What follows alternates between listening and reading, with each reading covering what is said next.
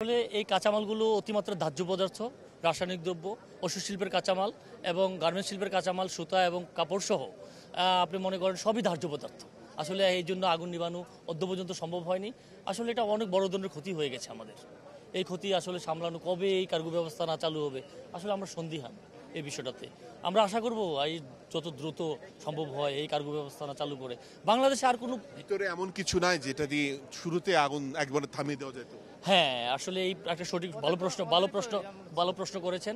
এটা sky capital নামের একটা এয়ারলাইন্সের একটা প্রাইভেট এয়ারলাইন্স, যারা কিনা আমার মনে হয় মাসের পোনা অথবা প্রাইভেট কিছু আমাদের বাংলাদেশের ভিতরে কিছু এই যশোর থেকে কক্সবাজার অথবা কক্সবাজার থেকে ঢাকা, ঢাকা টু যশোর এরকম কিছু কার্গো, জরুরি কার্গো মাছের পোনা টোনা করে সেই এয়ারলাইন্সের একটা ওয়ার্কশপ রয়েছে।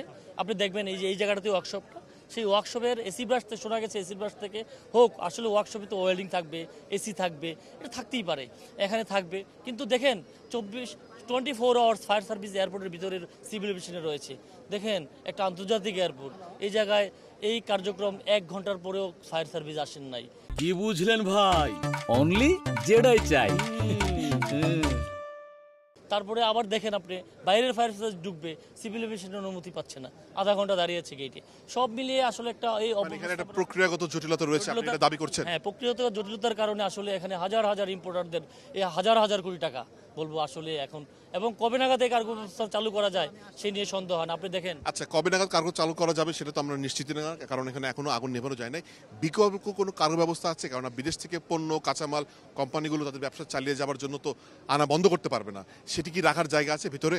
বিকল্প দাবি আমি দাবি রাখবো যে বিকল্প ব্যবস্থাপনা জরুরি চালু করা যায়। হ্যাঁ, আমাদের নতুন ওয়্যার হাউস হয়েছে, আপনি জানেন ইতিপূর্বে কার্গো ব্লেজের নামে ওই জায়গাটাতে আমাদের নতুন ওয়্যার হাউস চালু হয়েছে, যেটা কিনা রিলেটেড আমাদের নতুন এয়ারপোর্ট চালু করার সাথে। তো আসলে এটা এখন ছাড়তে হচ্ছে। আমি একটু আমার ধন্যবাদ আপনাকে। ধন্যবাদ।